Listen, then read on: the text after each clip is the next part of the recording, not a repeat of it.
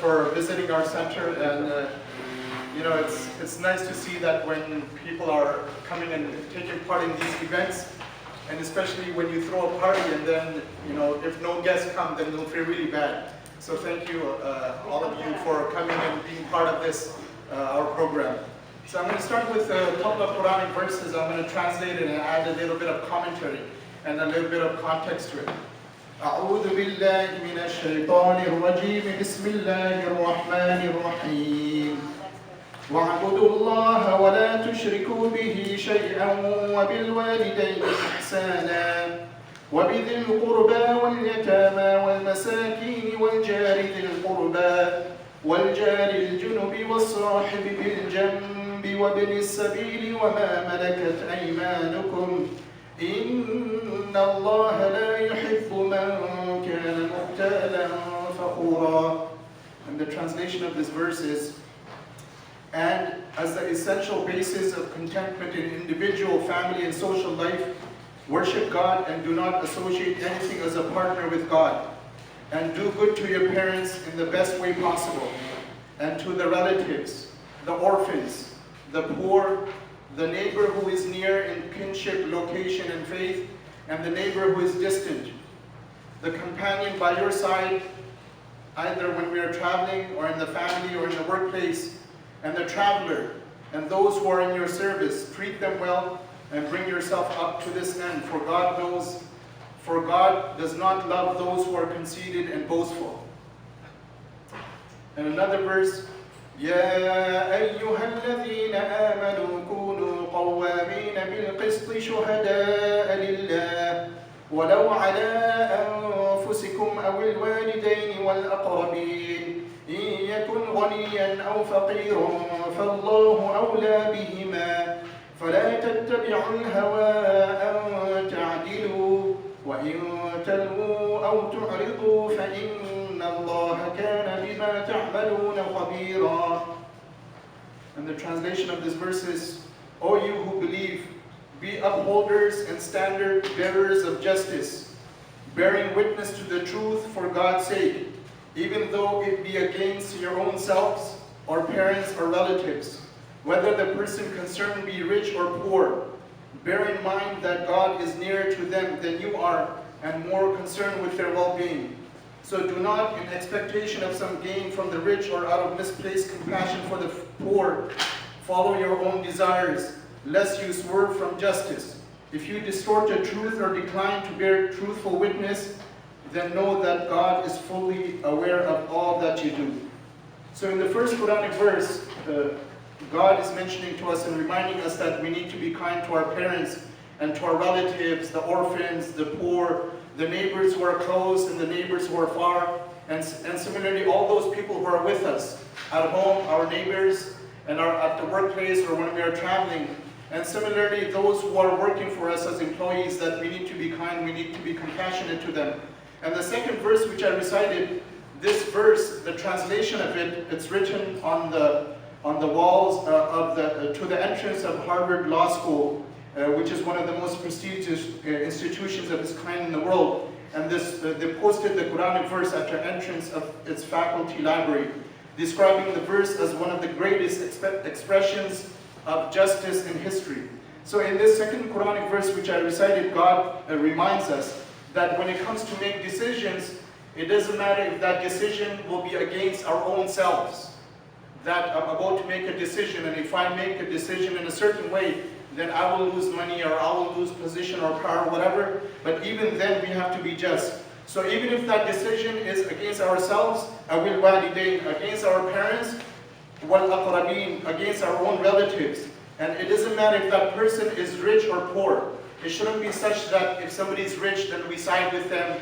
Or if somebody is poor, then let's be compassionate and let's make decision for them, even though they might be guilty. No, we have to be just, we have to be fair, and we have to treat everybody the way they are and the way that they deserve to be treated, irrespective of their race or background or color or language or nationality or gender or whatever a person's lifestyle choices are. And then God says one more verse that, يَا أَيُّهَا الَّذِينَ آمَنُوا كُونُوا قَوَّامِينَ لِلَّهِ شُهَدَاءَ بِالْقِسْطِ ولا يجرمنكم شنآن قوم على ألا تعدلوا اعدلوا هو أقرب للتقوى واتقوا الله إن الله خبير بما تعملون. Which means, O you who believe, stand out firmly for God as a witness to fair dealing, to have just dealings. And let not the hatred of others make you swerve to wrong and depart from justice. Be just, that is next to piety, and have the awareness of God, for God is well acquainted with all that you do. So in this Quranic verse, God is reminding every single one of us that even though we might dislike a certain people, dislike a group, we might not get along with somebody, but even then, that dislike or that hatred or that animosity, it should not make us treat somebody else unfairly. It should not make us treat somebody unjustly. Even though we don't get along with a person, but justice demands from us that we treat them fairly, that the way they are supposed to be treated. So we see in the history of the world that there are times when a nation, a tribe, a people, they dislike somebody, and when they overcame them, when they overpowered them, then they treated the minorities unjustly and unfairly. And if we want to see if any country, any nation, any people around the world, if it's a good country, if the people of that country have ethics and morals, let's see how they treat their minorities. Because it's easy for the majority people to take care of themselves. But what really matters is how we treat minorities. So the advice from God is that it doesn't matter which country you live in, what your background is, what your race is, whoever is beneath you, if there are minorities, they should be treated fairly, they should be treated justly, just like the majority. And when we go with the opinion and the votes and the likes of the majority, then many times because of the likes of the majority, the minority are mistreated. The minority's rights are trampled. The minority, they're treated unjustly. So that's why this social justice is very important for every single one of us. That it doesn't matter if that other person is of my race, my religion, my background, my gender. It doesn't matter who that person is. That person is a human being and deserves to be treated justly. So we pray to God and we have a desire and wish that every single person, that may we have these ethics and morals of treating everybody the way that they are supposed to be treated. Next, because I don't see the commander here. Is the commander here? I'm sorry. I think we've got Sarora here. And Sarora sir is the president of MCC, and we want to make sure that he has a few words of welcoming to you. Looking for a commander, I was scared that I am the servant, not the commander, and perhaps he is inviting somebody else, and I have this thing in my hand, changing this schedule. But on behalf of MCC, our guests today, and let me go by names. I think some of you are here. First, I would like to thank our Imam Sahib.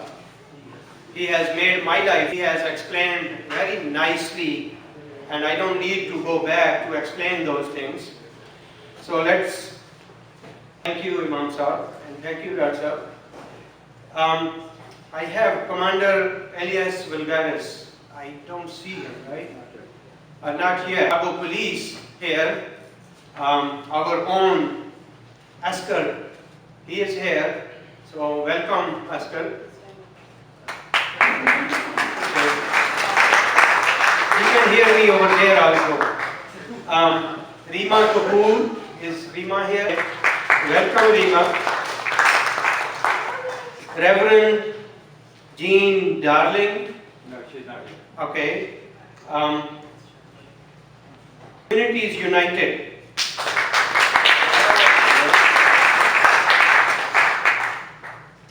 And my friend Rajendra Singh Mogo, I was with him few days ago, and they treated us very nicely with nice langar food. So appreciate and thank you for coming. Chicago Police Askar is here. I was thank you for coming. Dr. Mark Svensson, welcome. Thank you very much for coming. And let me welcome our own here also, Brother Iftar Sadiq. I don't want to miss that.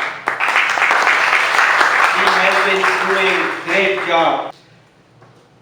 And we have Sayyid Hashmi is here. And we have Mrs. Sharma here. Mrs. Sharma here. Okay.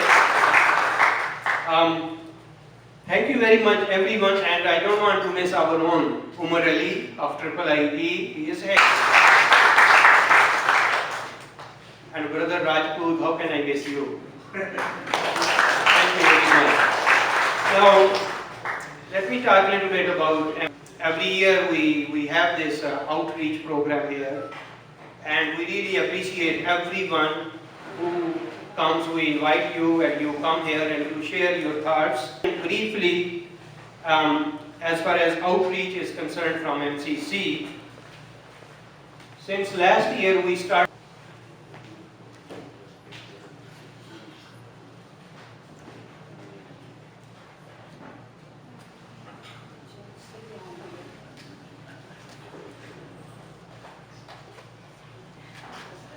we have Mrs. Nand Kapoor over here, and Mr. and Mrs. Nand Kapoor. Thank you. I didn't see your name. Sorry, I'm sorry I missed. But what? From the Baha'i Temple. From Baha'i Temple. Thank you very much. I'm sorry again if I miss. Maybe they will give, and I will appreciate those people. Our Brother Iftar Sadiq will do that, or Dr. Razak Qadhi will do that, inshallah. So I was saying Open Mosque Day, and our both centers in Martin Grove as well as in Chicago. And Open Mosque Day is we open up the mosque to everyone, and we ask questions, go through our exhibition, and observe how we pray, how we read Quran, and if you have any questions, ask right there. And we do provide snacks, by the way. Without last year in here in our parking lot we did barbecue also, barbecue lunch, and this year also we are hoping we will do it summer, but after Ramadan, after our Eid, we will do that barbecue, and we invite everyone to come. And we will invite our neighbors also. Every second Saturday of the month, second means first, we provide food pantry. We pack the food, solid food, and we give it to needy people. And soup kitchen also we have started. Soup kitchen means we here, and whoever is here enjoys that food. We have been closely coordinating with Communities United. You know, we come to your dinner also, and we do coordinate in different programs. Coordinating with FSME also. I don't see her today. She was very regular, but I don't see her. So we coordinated with them. There was a cab drivers union, and I was one of the panelists also when they were talking about the survey and just so that they was also. So I was there also. So we are happily coordinating. We have very nice relations with Alderman Lorino of this area. We invited her, but she is busy to come, and they have helped us outside. You might have seen that small little safety island, we call it, stop sign, zebra crossing. So they helped us for that also. Without spending, I would say thank you very much and welcome, and hope you will enjoy the evening and you will enjoy the feast. Thank you. Assalamu alaikum. Peace. Today to really talk about civic engagement among South Asian Americans. But before I do that, I want to tell you a little bit about who I am and the organization that I represent. As mentioned, my name is Rima Kapoor. I'm the Executive Director for the South Asian American Institute. We're a policy and advocacy organization, and we work on policy and advocacy by using research to formulate equitable and socially responsible policy recommendations for the South Asian American community in the Chicagoland area. We've been around since 2001. Our founders, Padma Rangaswamy, Ann Kalile, and K. Sujata, have really driven the organization's mission and agenda, and I'm very blessed to have their continued input and guidance with respect to our organization. Our organization has worked on relating to South Asian Americans, from hate crimes and racial profiling to immigration advocacy to civic engagement, language access for South Asian Americans so that they can access their right to vote, access business and social services. We've also worked on engaging community members program. One of the basic tenets of my organization is to conduct research, including survey, focus group, and getting community feedback to inform our programming. And one of the things that our research has shown us is that South Asian Americans are a rapidly growing, relevant, and powerful demographic in this country. Our community is the fastest growing ethnic group in Illinois. And so, as collectively, we have the potential to speak very effectively on the issues that matter to our community. And yet we have to grapple with the fact that we have largely been ignored by American political campaigns. I'll tell you about a 2014 survey, according to which in the 2012 presidential campaign, only 10% of South Asian voters were significantly contacted by political campaigns. And almost 57% of us were never contacted at all by any political campaign. We're talking about the 2012 presidential election. So while we have strength in numbers, we have collective numbers alone do not translate into power. If we want to have a seat at the table, we have to speak up. And my organization does a lot of work with civic engagement within the South Asian American community. And civic engagement really boils down to this. It is whether or not our voices and concerns are heard, valued, and look, if we're happy with the way things are, then by our inaction, we will continue to delegate decision-making power to others who continue to speak for us. If we continue to sit it out, everyone else will be making decisions for us. If we don't make the decision to get involved and to participate in local and national electoral discussions, then policies about our communities that affect us and change our lives will continue to be made without our voices being heard. And if we don't contribute, then the issues and concerns for our communities will continue to be marginalized and forgotten.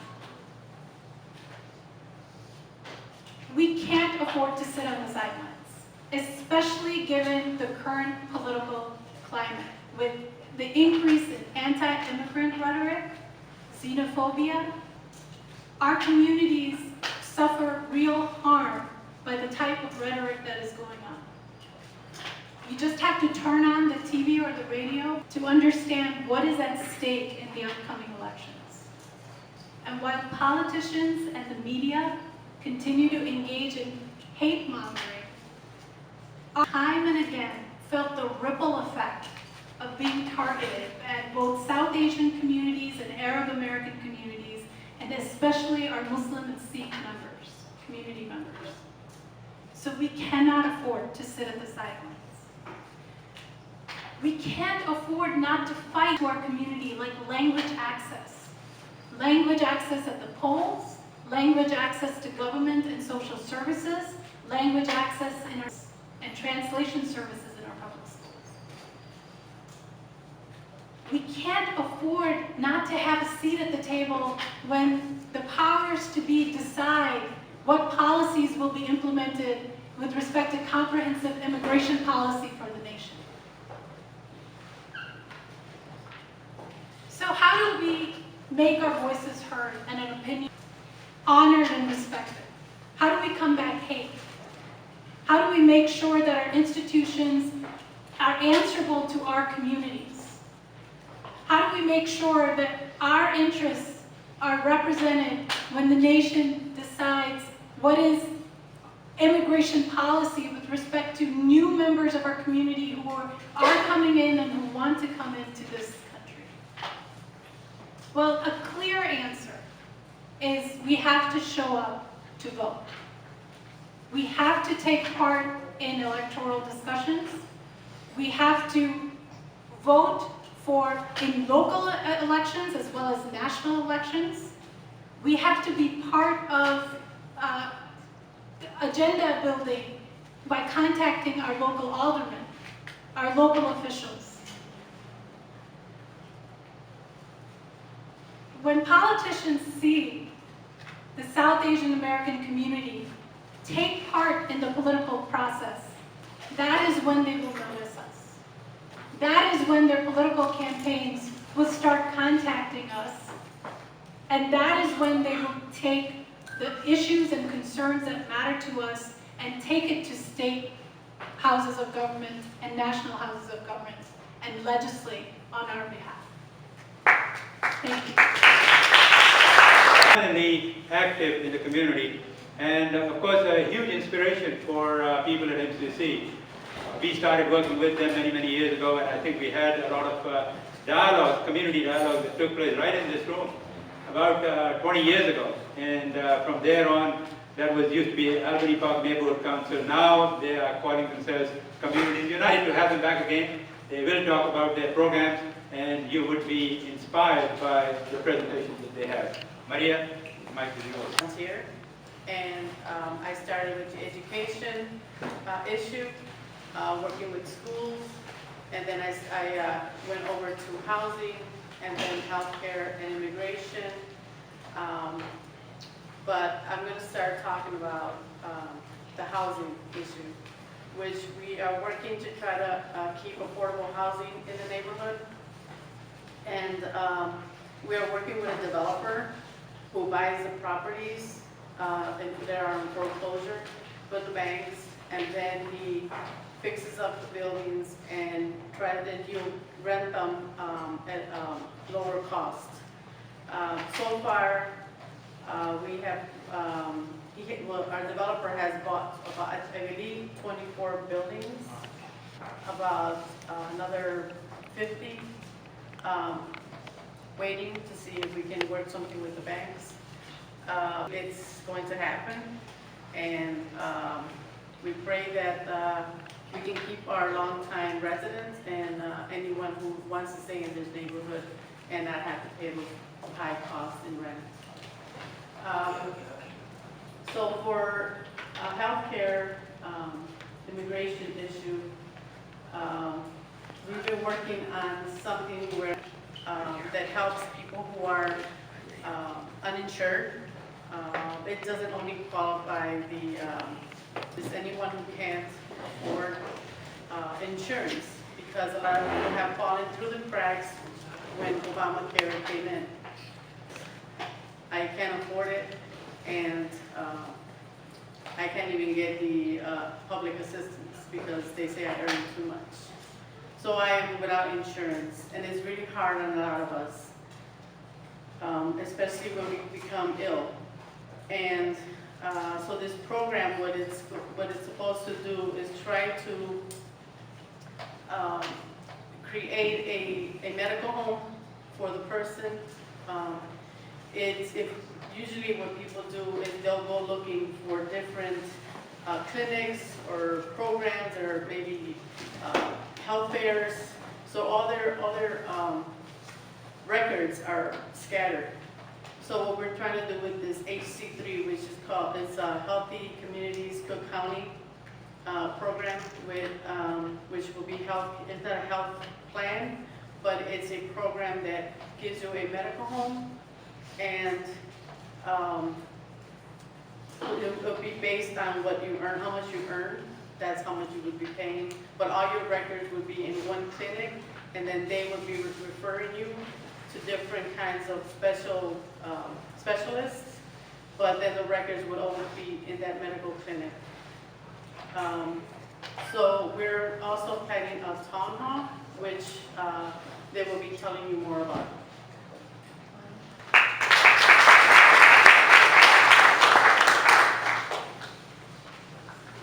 Very well said by Maria Elena. My name is Manuelita Huber, and I'm a community leader at Communities United. I'm a nurse by profession, but I wasn't impacted for everything that our Communities United organizations are doing, but I was touched by their program, which is, it was said already, healthcare, the youth education, and also with the housing and healthcare. I was also a stroke survivor, and that's the time it was a wake-up call to me that dealing with Communities United, or also engaged with civic actions, is good and healthy for our community. As what Ms. Kapoor said, Rima Kapoor, you have to be engaged with your civic actions or community. It's because you need to be involved, you need to be educated. So I'm taking the opportunity to invite you in regards with our healthcare. We have a town hall meeting on Tuesday, June 28, 2016. The time is 5:30 p.m. to 7:30 p.m. and located at Armitage Baptist Church on 2451 North Chelsea Avenue. And we have a flyers next to the door. And everyone is very welcome, no matter what kind of religion and race you are. Thank you.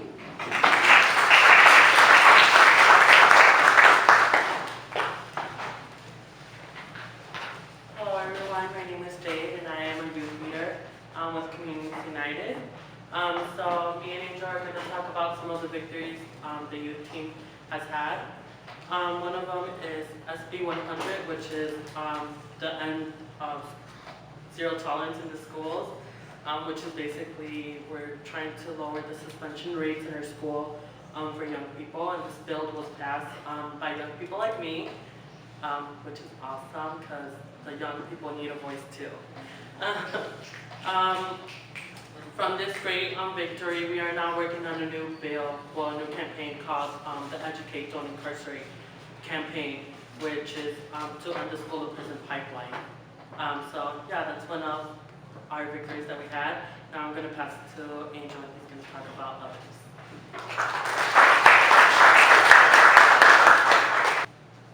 Thank you. As she said, my name is Angel Cordero. I'm also a member of Communities United, and I'm also a member of Bikes and Roses.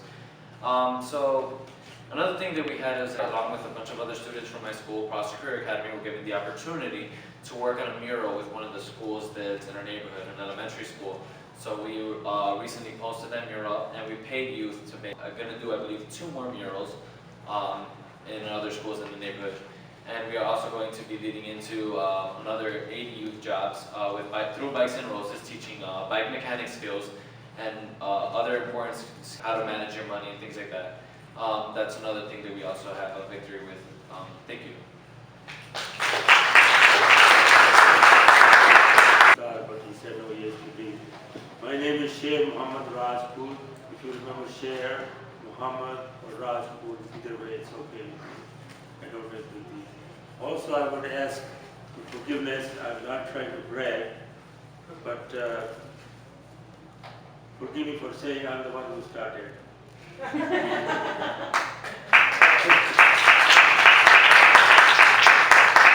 25 years ago, to serve humanity. Generally, but to serve my Indian, Pakistani, Sri Lanka, Burma, you can think of any. So this institution is a charitable community center, the largest on Divan Avenue. If you go for some good food and some good clothes, please visit our center. We are right on the corner of California and Divan. And if you stop during the day, we give you free lunch. Vegetarian, those who are vegetarian, we give you free lunch. Just tell them that you are senior for one day. So we have our flag program is the immigration. Any problem, I want to mention to Rima Kapoor's remark, I highly recommend her, please listen to what she says. She's been trying to get us active. We are nowhere. We are such a huge number in Chicago, Indian, Pakistani, Asians, but we are nowhere. Nobody counts us because we have no vote. We don't vote. We don't vote. 40% of the people are here, Indian, Pakistani, Asians. 40% of the people are not citizens but not registered. So what we do, we bring you in, we teach you English. Immigration inspectors, you don't have to go downtown. They come to test you. Holds 300 people. Beside immigration, any problem you have of the green card, blue card, red card, we help you. You want to fill out the citizens, we fill out your forms. Besides citizens, we have children's education. After school, we bring 300 kids from elementary school in our neighborhood, and we do homework for them by volunteers. I don't want to go 10 programs, but let me just give you the lines so you know. Anything you need, citizenship, our biggest one is citizenship. We teach you English, we take examination, we clue you, we give you books, and we teach you how to take examination to become a citizen. And we register you. Try to help Rima, we register the voters. We have a person right now downstairs. If you want to register, please register. Adult literacy, I told you we teach you English. Senior program. Every day we cook 100 senior food for seniors over 60. So anytime you are in neighborhood shopping, we give you vegetarian food, freshly cooked. Workforce development. We train you. If you don't know the computer, we teach you computer and get a job in the computer industry. Any of the young people or old people who don't know computer, please come to us. We have 50 machines. Civic education. We teach you about American history, about civics, how to get involved in the political process, how to become a known in your community. Talk to your alderman, talk to your senator, talk to your congressman. There is a parade, and I'm not an advocate of LT, what do you call it? Jenny, what do you call it? LTVD? Or parade tomorrow, Pride Parade. Tomorrow is a gay parade.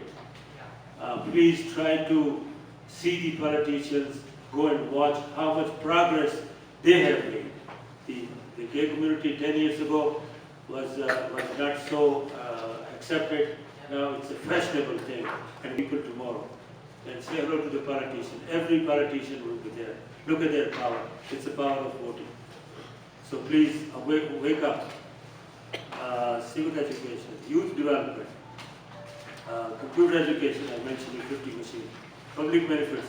If you are not getting your share of the benefits like a card or food coupons or social security pension, come to us. We will help you. We will take you to officials and get you your right.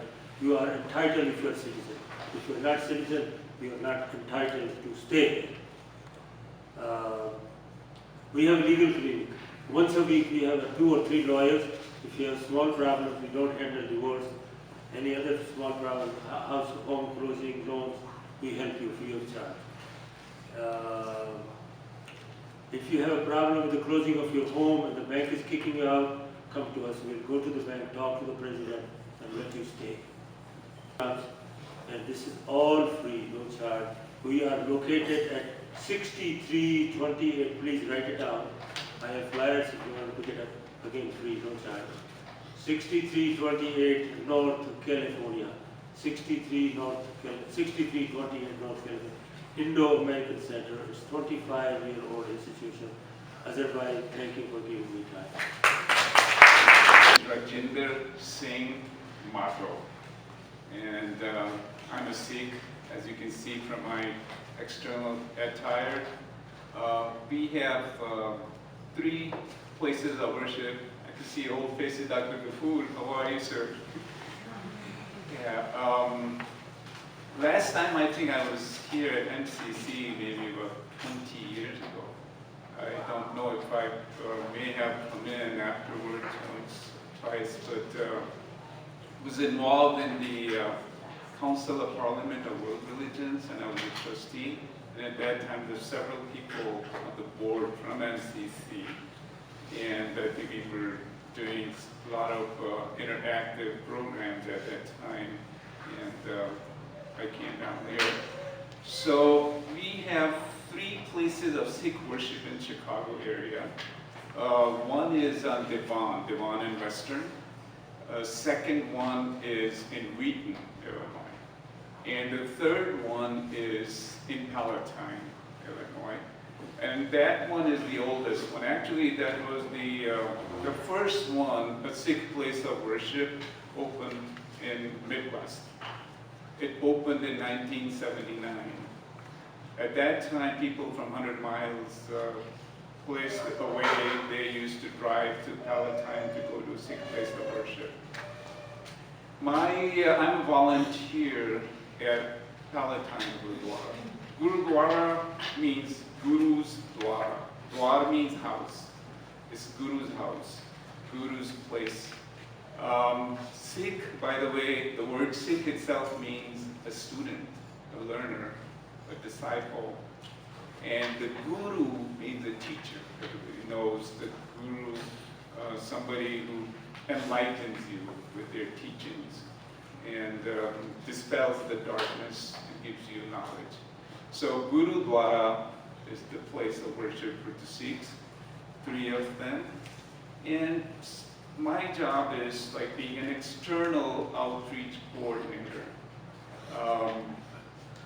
Inviting people in, Interfaith, anybody else like that, and then go out there to talk to people. Like Prima and others are going to be talking. Advocacy, that's probably their full-time thing, but my job would be to facilitate that kind of dialogue. So if any of those community organizations, advocacy groups want to include our community, which we would love to, you can contact me. And then we will facilitate that dialogue. You can have meetings at our locations, or we can invite our people at the other places. Of course, at the moment I feel honored to be invited to this place here and at the Iftar dinner. Sikhism, again, our purpose is also to create a little bit of awareness about our community outside. And Sikhism is the 5th largest religion in the world, about 25 to 30 million people worldwide. But a lot of people don't know about it. It's twice the number of Jewish community actually. India has big population, 1.2 billion or so. So we are only 2% of India's population, which itself is 24, 25 million people, and rest everywhere else. In the US, we are about 500,000 people. And some of, we have some national organizations like Sikh Coalition, South-Deaf, United Sikhs, those kind of organizations that work on behalf of the Sikh community. And because we face a lot of hate crimes and other kinds of violences and things like that, so we have some organizations like that to work on the behalf of our membership if they run into any other issues. So without taking too much of your time. I just wanted to introduce myself and my community and the places of worship in this area and the basics of what our religion is. Our religion is also a religion of a book, like Iftar, as you say. Our book is Guru Granth Sahib, that we call. Granth means a book, a holy book. And Sahib, like you say, Quran, Sharif, the word of respect. So Sahib is the word of respect for Granth Sahib. And why do we call it Guru Granth Sahib? Because then we go to a little bit of history of the Sikhism. It's about 500 years old religion. And the founder was Guru Nanak. And then there were 9 successors. There were a total of 10 gurus. The 10th and the last one was Guru Gobind Singh. So Guru number 5, Guru Arjan, compiled this scripture, Granth. At that time it was just a Granth, a book. But the 10th Guru, the last one, in 1708, when his followers asked him while he was at his end, who is going to be the next Guru? So he said, from now on, this scripture, this book, the Granth is going to be a Guru from now on. So from that day, 1708, that Guru Granth. So for the Sikhs, if you go to a place of worship, Gurudwara, the altar is Guru Granth Sahib, the scripture, the holy book. And so that is the reason I just mentioned that. So that's why it's called Gurudwara. And it contains teachings not only of the Sikh gurus, it contains teachings only of 6 gurus. It has teachings from about 30 saints and scholars from other religions. People who may have a religion or may not have a religion, were they Hindu, were they Muslim, were they Sufi class, were they lower class, without any caste distinction, their teachings or compositions are included in Guru Granth Sahib.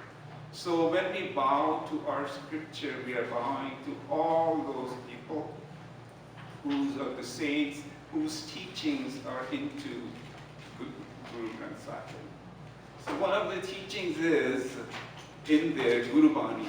Bani means utterances, whatever you say, and Guru Bani, what Guru has said, written in there. Aval Allah Noor ko paya, Kudrat ke sab bande, Ek Noor de sab jag upjaya, kaun phale, kaun bande. What it means is that everyone is born with the same light, divine light. Everyone has the same divine light in them. And how can you say who is good and who is bad? How can you make that judgment, make that distinction? Because all of us the same. We are all children of the same God. Thank you so much. In Christian-Muslim relations in particular, and interfaith relations more generally, at least since the 1980s, it was back in the 1980s that my predecessor, the Reverend Dr. Harold Vogelar, moved to Chicago and began visiting various Islamic community centers here in the area, looking for people to talk to, looking for dialogue partners, looking for people to work with. Found dialogue partners where he found people to work with, where he found friends, was here at the Muslim Community Center. We heard, as you've just heard from Mr. Rajinder Sikh Mango, this institution was involved, for example, in the Council for a Parliament of the World's Religions very, very early on. And members of this community were involved in the early phases of Christian-Muslim dialogue here in the Chicago area. You know that for many years, my church, the Evangelical Lutheran Church in America, brought pastors, groups of students here to learn here at the MCC. And I was remembering that, in fact, my first visit here was in 1993. So I was a part of what was organized to come and visit this center. So I am always delighted to come back. This is a place that has been very important in the Muslim relations in the city of Chicago. And we at LSTC value the partnership that we have had with you. At the Lutheran School, we are pleased at the fact that we have had, since the 1980s, courses which are team-taught by Christians and Muslims. In years, we have been greatly blessed by having Muslim students as well as Christian students in our classrooms. And so that many of our classes then become a place for Christian-Muslim dialogue. It is our great joy this year that last month, Mr. Tanvir Azmat, Dr. Tanvir Azmat, this is our second PhD graduate, second Muslim PhD graduate at the Lutheran School of Theology in Chicago. Another Muslim graduate on track for next year. So, again, we are pleased, we are grateful, and I simply want to express to everyone in this community, from our community, from the Lutheran School, from our Lutheran community more widely, our deep respect, our friendship, our solidarity. You know, this is a period where, as we have heard, there is a lot of what is out there. But in the midst of that, be assured that there are members of the Christian community that value the friendship that we have with you, and the solidarity that we experience together, and the work that we can accomplish together. Thank you very much. Upnagar has at least 26 years of history, and one of our very first employees was a very active member of MCC, very far together in our partnership. Upnagar was started 26 years ago by 4 Asian American women who recognized that there were more and more women and children who were being abused in their homes and who were not being served very well by the mainstream shelters that were able to give them shelter, that were able to give them services such as counseling, etc., but there was something missing, whether it was language access, whether it was the ability to serve halal or Hindu vegetarian food, or the ability to speak in one's own childhood language when speaking of very intimate, difficult issues, partner violence, child abuse, etc. So Upnagar was started to provide shelter, legal advocacy to help link with attorneys and explain the rights of immigrant victims of domestic violence here in the United States, to help people, to help take clients to court, to link them with lawyers, to explain their rights, to go to sit and have counseling, children's counseling, group counseling, etc. All of these vital services that are needed in a culturally appropriate, linguistically appropriate way. Our staff speak anywhere from 14 to 21 different languages, depending as staff and interns come and go. My job is not to do direct service I have the pleasure of being able to come and meet various community organizations with whom we've worked over the years, and to talk about the vital role of the community in helping to end family violence. We know that women, men, every day, and that we know that our communities are not immune. We have had clients from every religion, clients of every ethnicity, clients who are doctors, clients who have not gone beyond a 7th grade education, and everything in between. Is to talk about the role of the community. We say at Upnagar that all of our actions are not taking place in a vacuum. Abuse happens because we as a society allow it. We don't speak up, or we hold the values that one gender the other.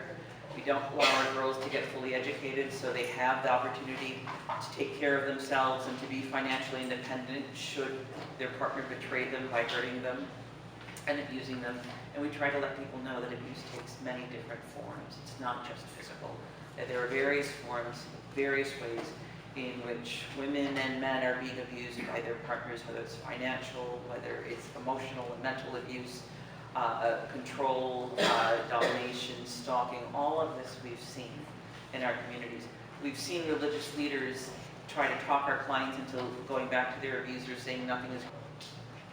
But we've also seen religious leaders coming and helping and showing incredible humanity and an incredible compassion to our clients to speak out against intimate partner violence, against the domination, against the control that too many people are allowed to wield in their homes. And so we ask all of you to stand up with us, to not be passive bystanders, but to instead stand up and say, this is no more. Our sons must treat their wives, their sisters, their mothers with compassion and with respect. Our daughters should learn to expect respect. We need to model respect as mothers and fathers, grandfathers and grandmothers, so that our children will act in compassion and with dignity, and that to know that anything else is a desecration of the values and the morals of all of our religions. And so we also know that it's very important for you to be able to help support people who are surviving intimate partner violence and are trying to, I cannot tell you how many of our clients have been just short of getting their own apartment and being able to get a nice, safe, clean apartment for themselves and their children, only to have to go back to their abuser because they could not make that initial down month's rent. So housing is a very real issue. Economic independence is a very real issue. I know there are different ways in which people at MCC have helped with this, and we just implore you to continue to think about those women and to do whatever we can to help make sure that they don't have to return to a home in which their dignity, their humanity is being ignored and is being desecrated by another human being who thinks that it's all right to do so. And we also are working very closely with the 17th Police District with the CAPS program there, and we've been very, very lucky to have a fabulous officer there who is able to talk about the rights. We understand that the criminal justice approach is not the only approach. In some cases, our clients have abusers who are undocumented, and to enter the criminal justice system means that they're very likely going to be deported if they are arrested. So we are having to find means beyond the criminal justice system to hold abusers accountable, to keep families together when the victim, and it's always the victim's decision that we honor, if a victim chooses to stay with her abuser or does not want her abuser arrested, we have to find alternative means as a community, and it's the responsibility of each and every one of us to find a way to hold abusers accountable, to say no more, this is unacceptable, you cannot.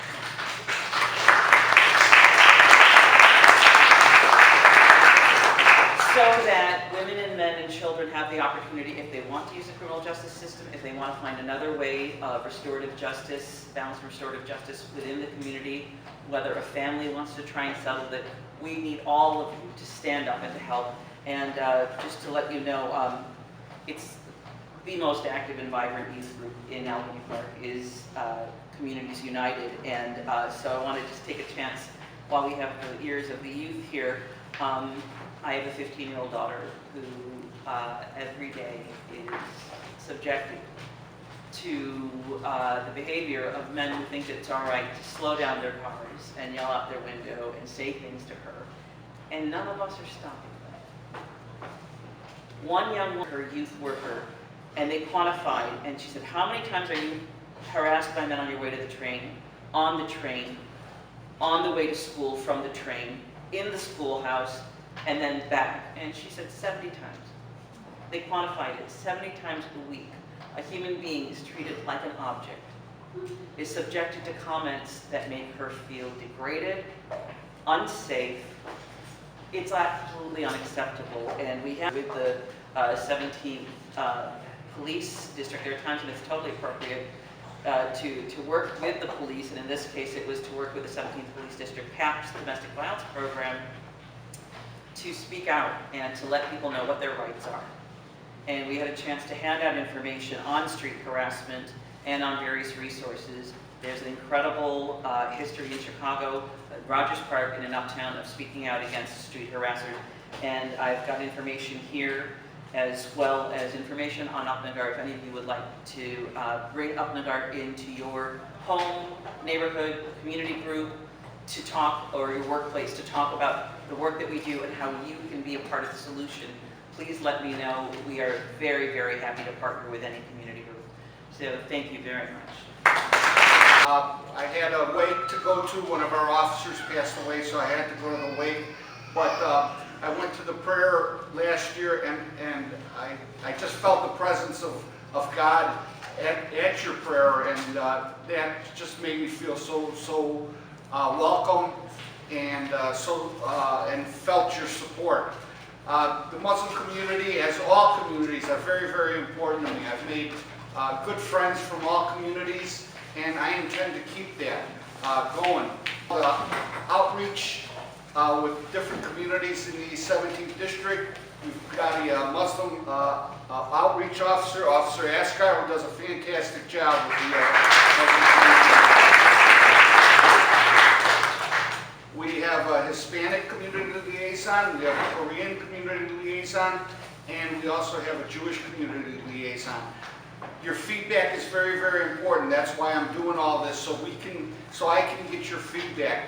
Knowing what you feel is very, very important to me. I can tell you stats, I can tell you how many robberies were down, how many burglaries are down, but if you don't feel safe in your community, then that's telling me something. So feedback is very, very important to me from all the communities. The only way we're going to make the streets safe, the only way we're going to make your quality of life safe is if we all participate as one community. We all come from different communities, but we're all human beings. We're all one individual as far as communities, and that is very, very important to me.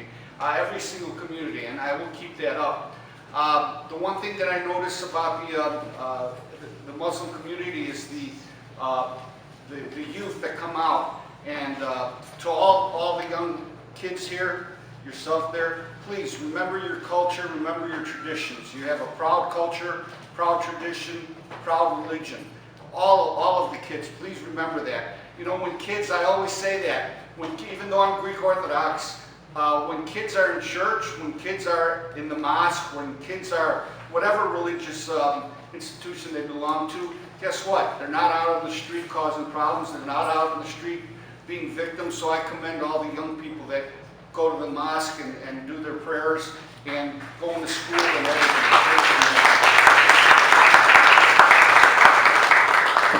Once again, I want to thank Officer Askar for the fantastic job that he does. I want to thank everybody from the Muslim community for your support. I feel like we are family, and that's very, very important to me. Thank you very, very much. Thank you. For all of you being here, and for God for making it easy for all of you to join us here. God provides the sustenance, but along with God, our food has been provided by a very special group here, Brother Bashiruddin, Brother Atiq Ansari, and their Tarbiyah group. So all of their team for providing the good food. But I mean, after you eat that dinner, how it's done, nicely. We'd like to thank Commander Elias Bulgarian, sir, and Jamil, dedicated work here and working with our community. It's a very nice to have Liza from the police department. So all our issues, if there is any, you can channel. And the commander, for the first time, he has taken this initiative since last year, which we are really grateful. May God bless you. Thanks to Communities United, for the performance.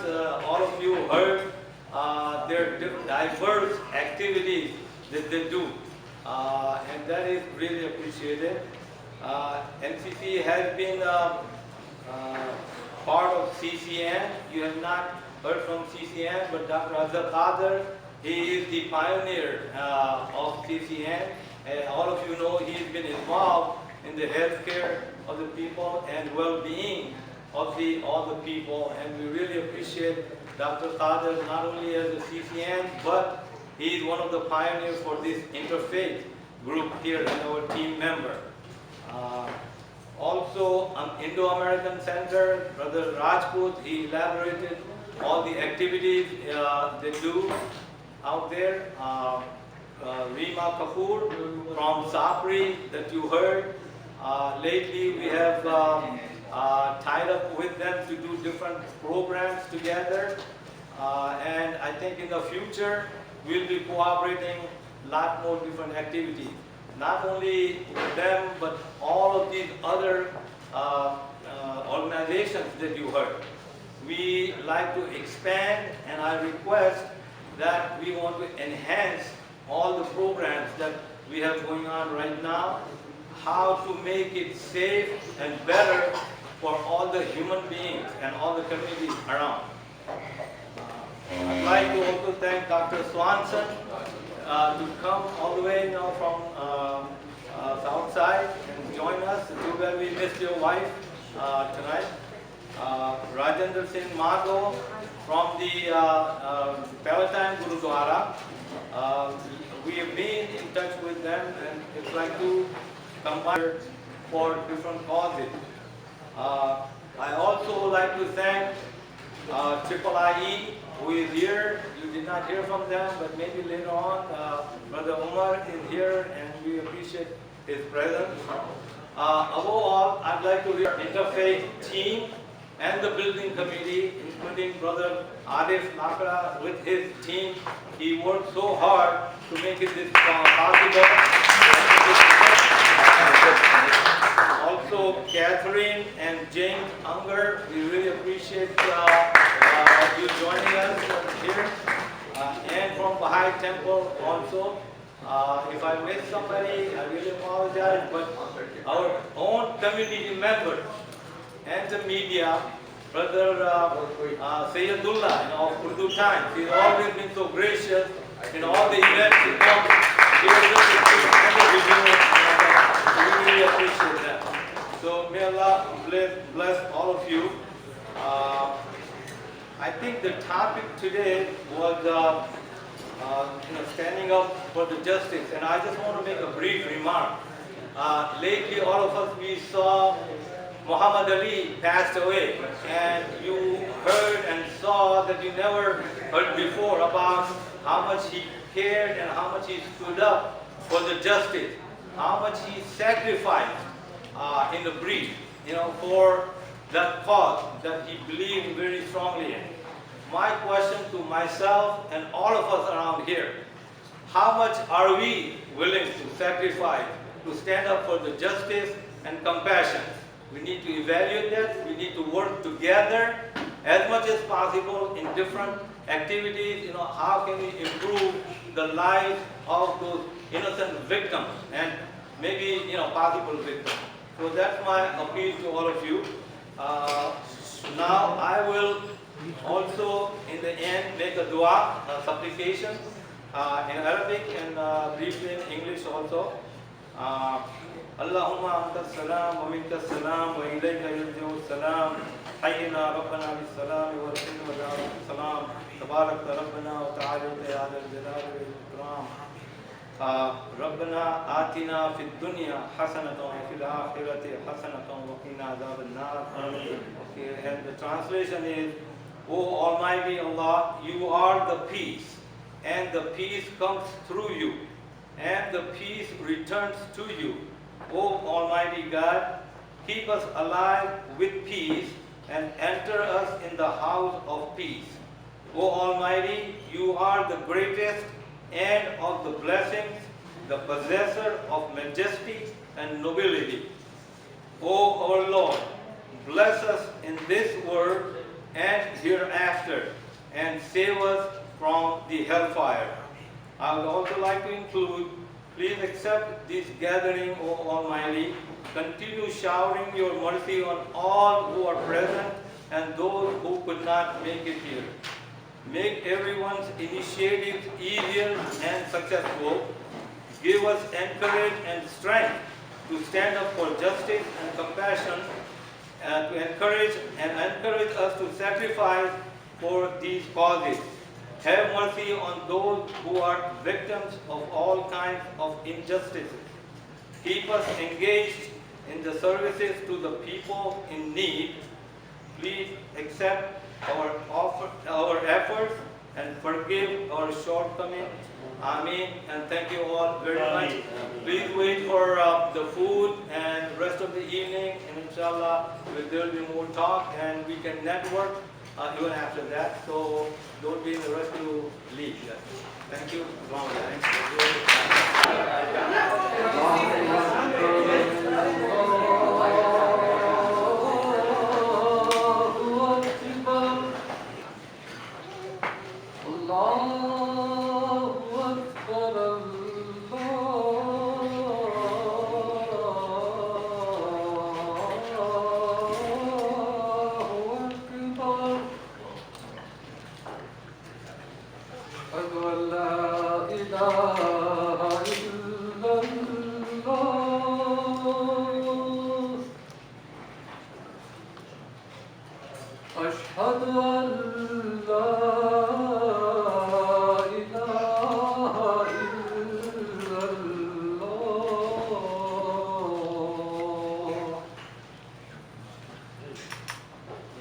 أشهد أن محمدا رسول الله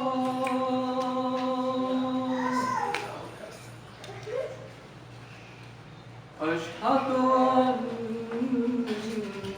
محمدا رسول الله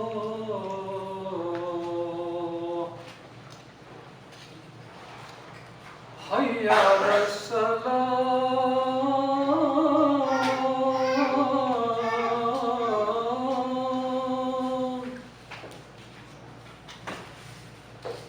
حي على السلام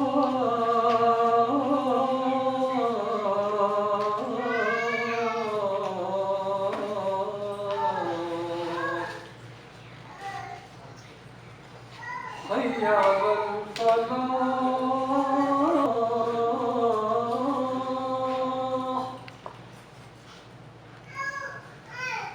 حي على الفلاح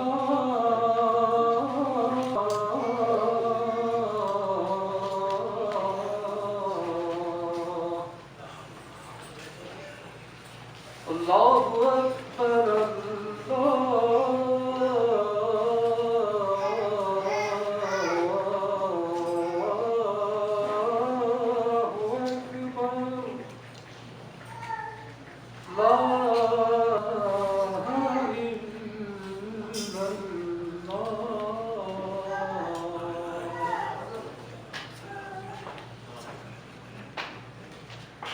A few words with you.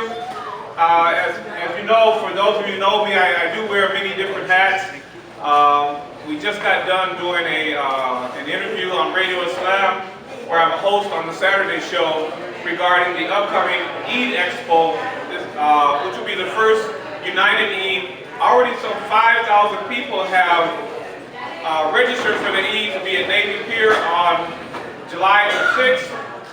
At 10 a.m. So if you haven't, please go online to eidexpo.com and register. We do anticipate that we may get to the capacity of 10,000 people, so we need to have people register for that. Secondly, I work with an organization that many of you I'm sure have heard of, the Inner City Muslim Action Network on the southwest side. As the Green Reentry Coordinator, and my job there is basically, we work with what we like to refer to as returning citizens. People who come home after have paid their debt to society and are looking for an opportunity to reintegrate into the community and to be of service back to the community.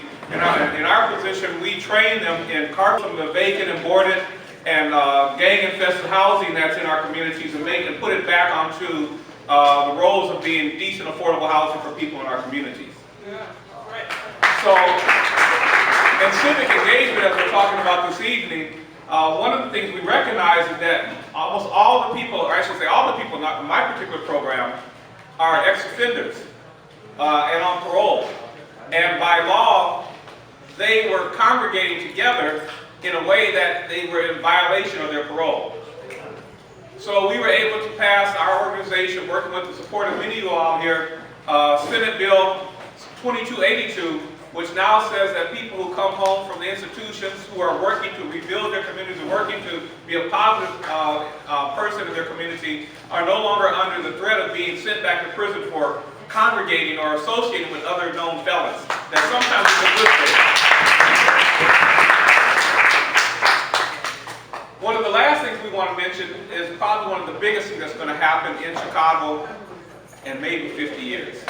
50 years ago, Dr. Martin Luther King marched in Marquette Park to end housing discrimination on the southwest side. People threw rocks, bottles at him. Rabbi Mark stood with him, other pastors stood with him, and today the community on the southwest side is an integrated community. But that's not enough. How many people know where the first memorial to Dr. King is in the city of Chicago? Where is that located? Trick question, it doesn't exist. With your support, members of the Muslim community, the Jewish community, the Christian community, and all faith communities have come together and are building the first memorial to Dr. King that will be unveiled in Marquette Park 50 years after that march on August the 5th, 6th of this year. So we're looking forward to seeing you all out.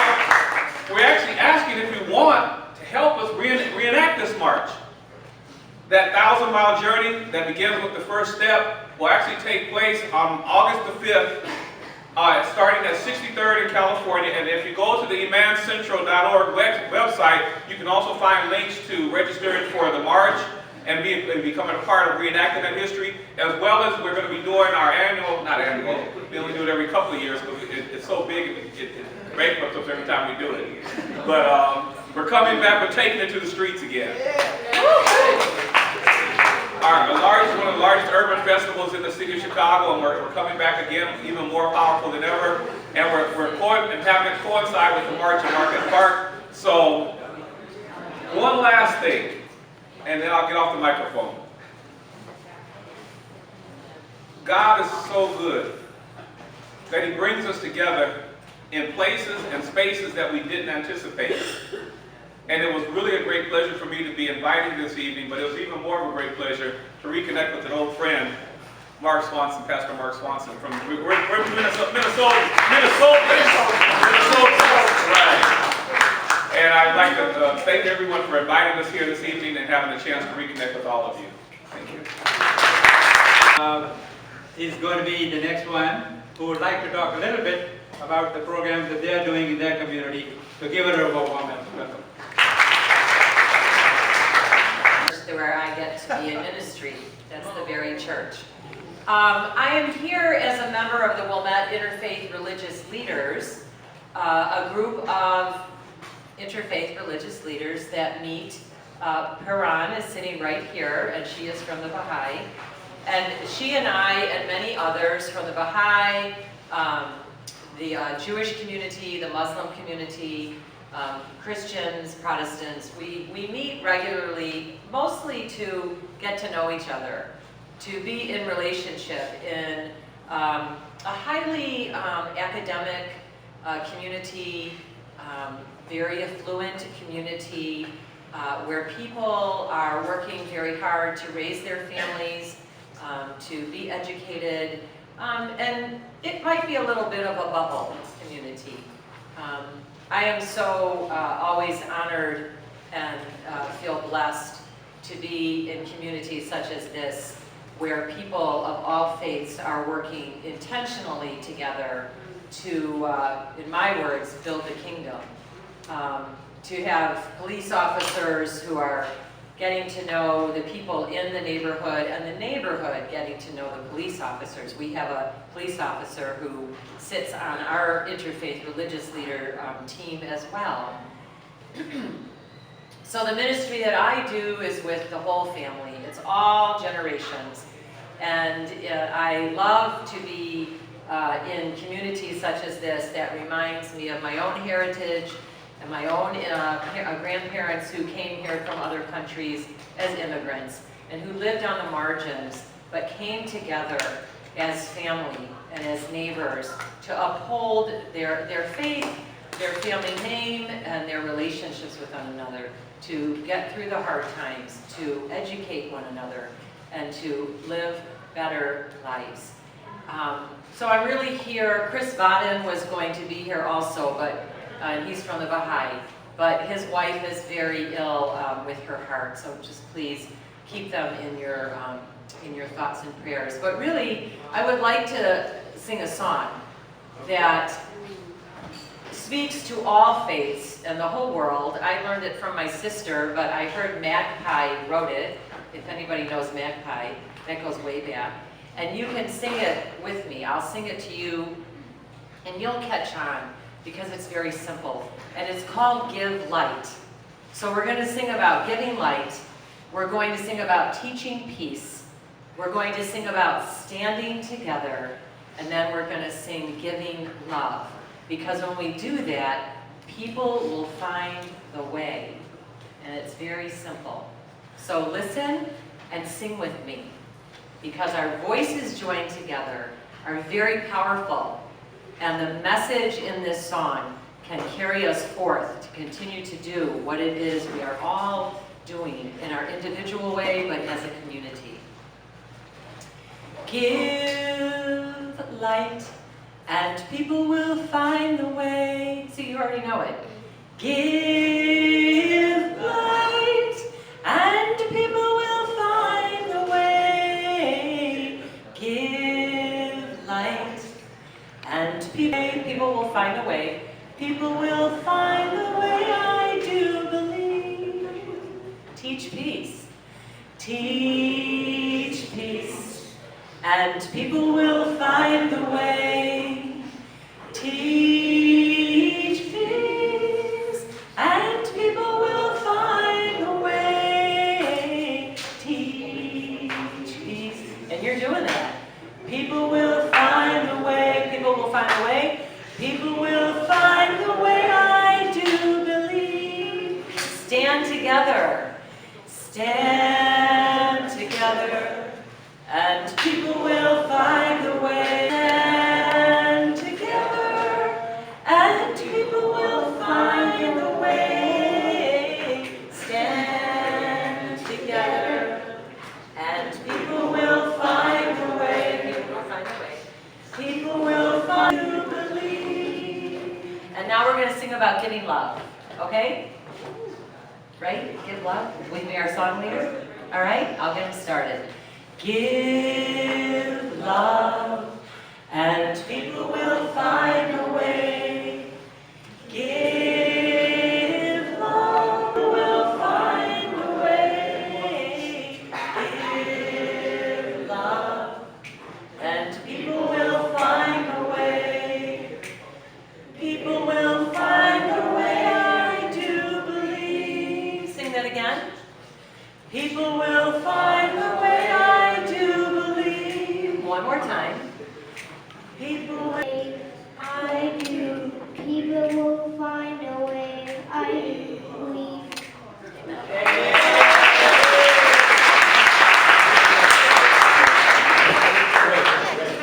Community Center. My name is Umar Ali. So I have, the reading room next door was founded over a generation ago by my late parents, Dr. Amir Ali and Mary Ali, who were very well known, not just in Chicago, but around the country. And so they left enormous shoes to fill, as most of our elders have left enormous shoes to fill. You know, one thing that's kind of been a struggle for you know, our parents' generation is for our generation to really kind of, you know, take the reins and really lead our community in a way that they left. And so, you know, everything that we done in my generation does is really at the, you know, the enormous effort that our immigrant parents came here and left to us.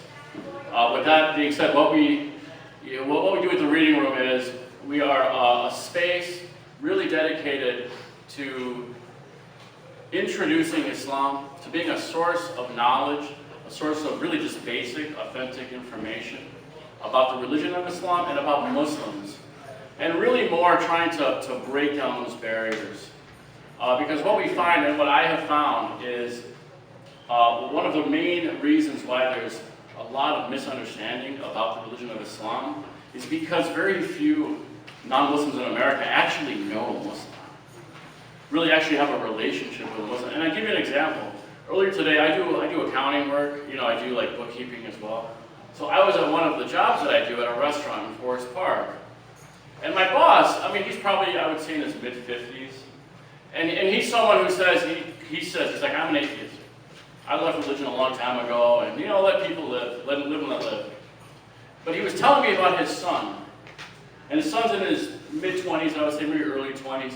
Very bright, very intelligent, very hardworking young man. And he's working at, you know, some business opportunities. But my boss, Terry, was telling me, he said, you know, Umar, my son, Alex, I don't know what it is, but he just hates Muslims. And he just thinks that Islam is the worst thing in the world. But I know Alex, I've met Alex, he's just a bright, intelligent young man. And I go, well, Terry, what do you think? He's like, well, I know you. So I know Muslims and Islam can't be that bad.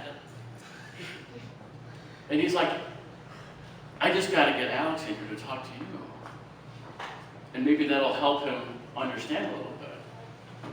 And it really comes down to this. There's a lot of bad news about Muslims, especially in the wake of what happened in Orlando, Florida.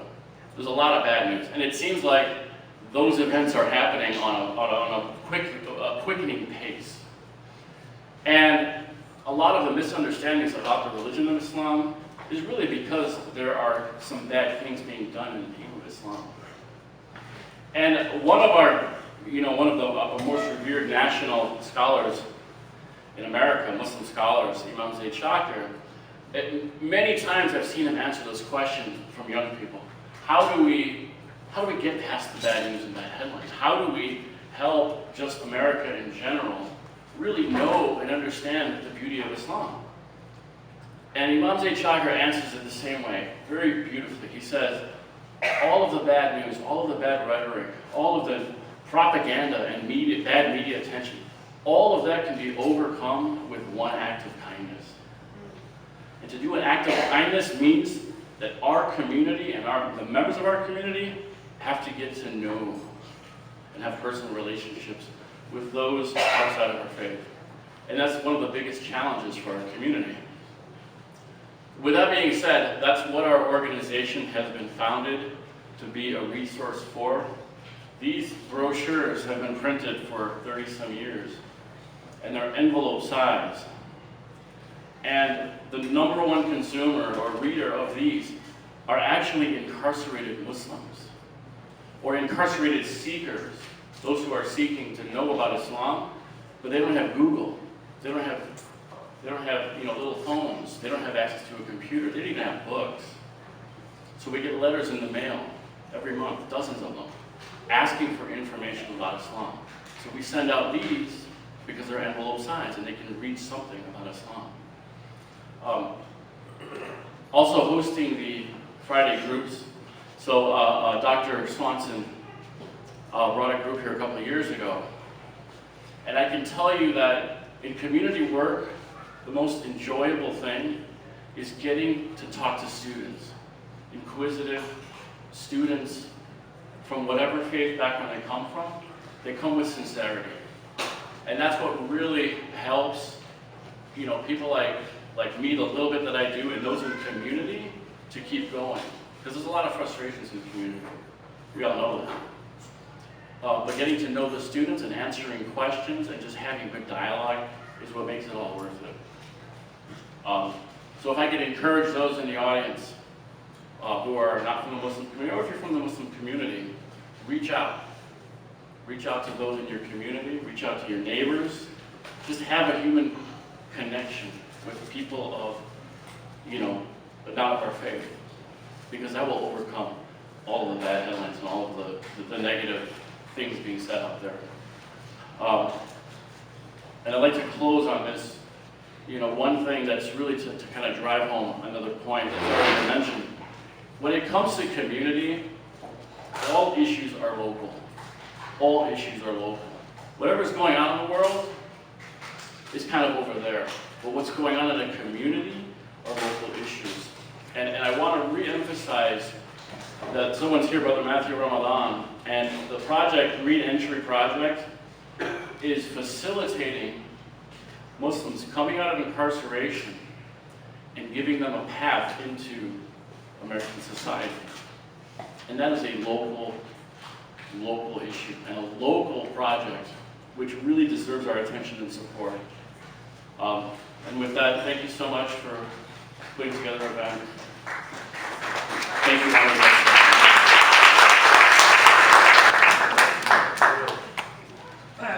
Great job as always. He, I think, is very passionate about the work he does.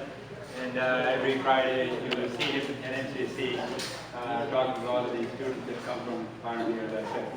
So does anyone else have anything else to make a comment on before I give the results of this? Creating. It's called People's Education, Love Will Win. And basically what we want is that we want to help a day of healing in the wake of the Orlando shooting, and to be able to talk to people and have table discussions on what love means to you. And we will talk about different topics such as homophobia, Islamophobia, and many more. And then at the end we'll also have a vigil to pay respects for the families and the victims at Orlando that happened that day. So I'm inviting all of you to come. The location is still being determined. Hopefully it's somewhere downtown so that we could have a march with the vigil at City Hall. And it'll be on July 2nd, Saturday. If you have any questions or you want to be updated, you could come up to me or our group right here from Communities United so that we could give you any contact information to keep you in the loop. Thank you. To see some of the changes that have occurred in the thinking of people on some of the issues that I'm going to point out. Do you believe that character is built at home or school? 82% of you said that it is at home. A very small minority said at school, 18%. Can character be built without suffering? And this is also very revealing. 58% said no. I think it cannot be built without suffering. And suffering would include, I think, community service is suffering, right? If college education were free, shouldn't be required for all to obtain it. I think Bernie Sanders has been talking about this free college education, but even after you do free college education, will that change the literacy rate of the country is the question. And so that was why we wanted to pose that question. And you all said that 51% said yes, you should make it compulsory, should be mandatory. But then 43% of you said no. So there's a very close kind of a tally there. I don't think that's a clear winner here. What is our biggest challenge in America? And this is very interesting because last time, if you would recall, we had said environment was the biggest challenge in America. Now this time I think environment is taking a back seat, looks like. We're talking about race relations as being number one.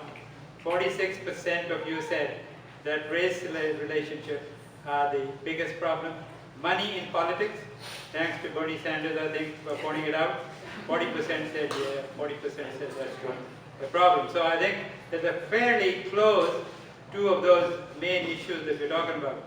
11% of you said environment is still a big problem. That the growing number of newcomers from other countries threaten the traditional American values and customs. 93% of you said no. I think that's understandable from this group. This is something for the commander to know. Should assault weapons be possessed by law enforcement people only? And 75% of you said yes. was a big one. And 17% said no. What gives you happiness in life with the most? I think Catherine would probably want to pay attention to this one. She talked about peace, she talked about togetherness, she talked about all the other things, and also she talked about love. Love won here. 64% of you said what gives them the most happiness in life is love. And 31% of you said that service is also something that you get a lot of happiness from. Wealth, 0. How about that?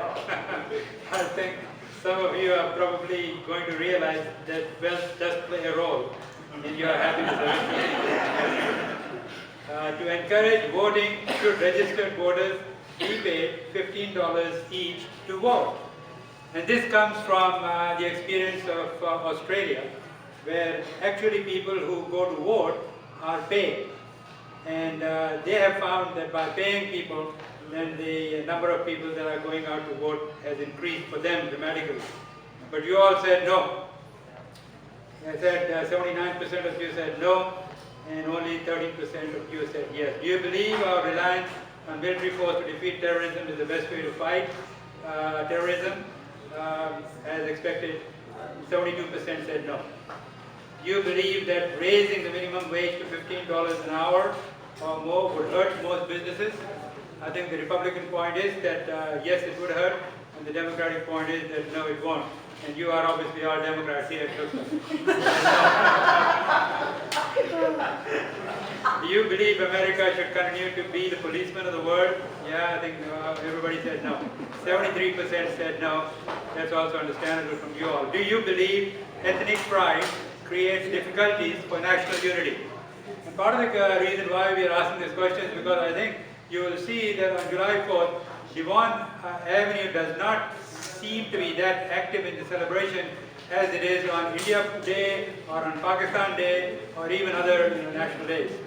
So, I think there is some degree of concern on the pride in ethnicity, even though we are saying that nothing is wrong with ethnic pride. But then I think should there be an impact of that on national loyalty or national unity? 63% have said no. You believe ethnic pride does not create any problems for national unity. So hopefully that's a good sign that you want to have variety, but at the same time you want to be anchored into the American political system as well. Do you believe that marijuana use should be legalized in the country? 42% said yes, 44% said no.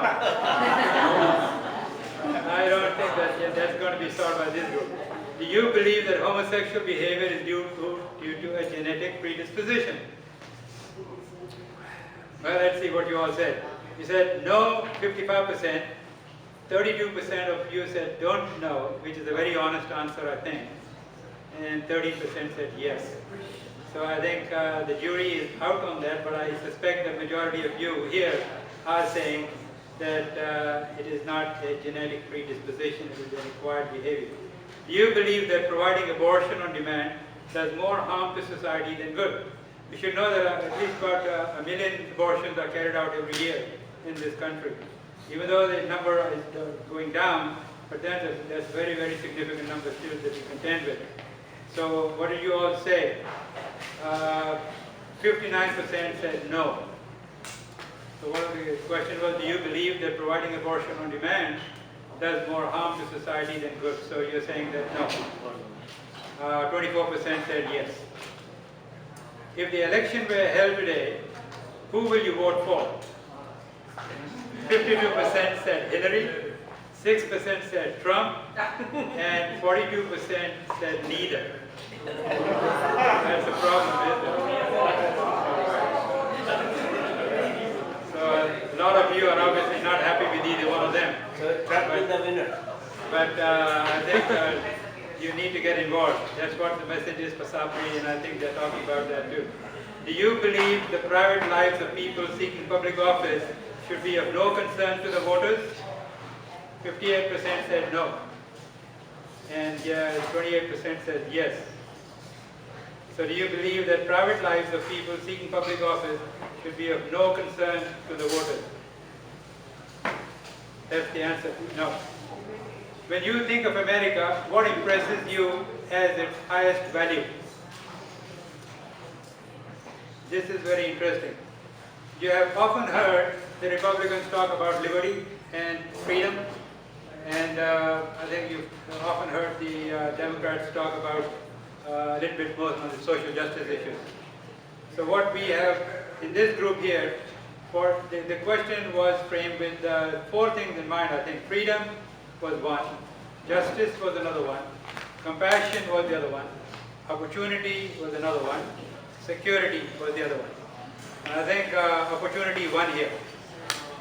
You all said that 40% of you said that opportunity is what impresses you as the highest value in America. And I think that that's very important. 29% of you did go behind freedom. And only 12% said justice. And that's very, very significant. Again, I think compassion also was there, but 17% of you said compassion is important. So I think in closing comments, obviously I think what you have kind of pointed out to us in so many ways is the relevance and the importance of justice in our society as being so critical. We are not seeing that much justice. We are seeing opportunity. We are seeing wealth building up, greed, and all those kind of aspects of the society that you see, money in politics, and all those things that we've been talking about. But justice and compassion are not necessarily so high up in the hierarchy of values in the American political system and even in the American social system. So why is it that we have so much difficulty with so many issues? You pointed out race relations. Race relation is a justice issue. You do not have justice in the society, then you're not going to have criminal justice in the right direction. You're not going to have healthcare justice in the right direction. You're not going to have immigration also for that matter. Even though immigration is not a justice issue at this point, it's a compassion issue, I would say. If we are not going to take care of the 11 million people that are undocumented in this country who are living in the shadows, and if we continue to say that we are going to be just on this and we're going to pursue this justice kind of a track, legal and illegal and all that kind of stuff, then you've got to pause and wonder. A part and parcel of this feeling of love and affection that we want to have for one another. But remember that talking is one level of it. It is the expression of this love. It is the expression of this compassion that really matters. When Umar was talking about going out into the community and showing who we are, that's what it takes. It will not happen by us just kind of talking to ourselves, number one, talking to others about it, maybe number two, unless and until we get involved. And that is, I think, a very powerful lesson for us to remember. If we are going to follow the footsteps of Martin Luther King, he was not just talk, he was action as well. And the Quran talks always about this, belief to be complemented with action. If there is no two sides of the same coin, then we're going to miss the whole equation about how we're going to get peace in the world, how we're going to have a society that is going to be just, and how we're going to have the relationships and the friendships and everything else that we talk about. Orlando's are going to happen, but it is Louisville that teaches us the right lesson of compassion, the right lesson of being just and kind. That comes from people like Muhammad Ali, who lived in Louisville all of his life, and who was a charitable guy, who was a genuinely interested person in the society that he was living in. Regardless of his faith, he was a genuine person. So that, is, I think, is the message that we try to kind of follow in our lives, hopefully. And the message that you all are giving us is a very powerful message for us to keep in mind and follow through with that. So with that, thank you for coming. Thank you for being part of this evening. And thank you for the work that you are doing. And thank you for the inspiration that you all provide. Thank you so much.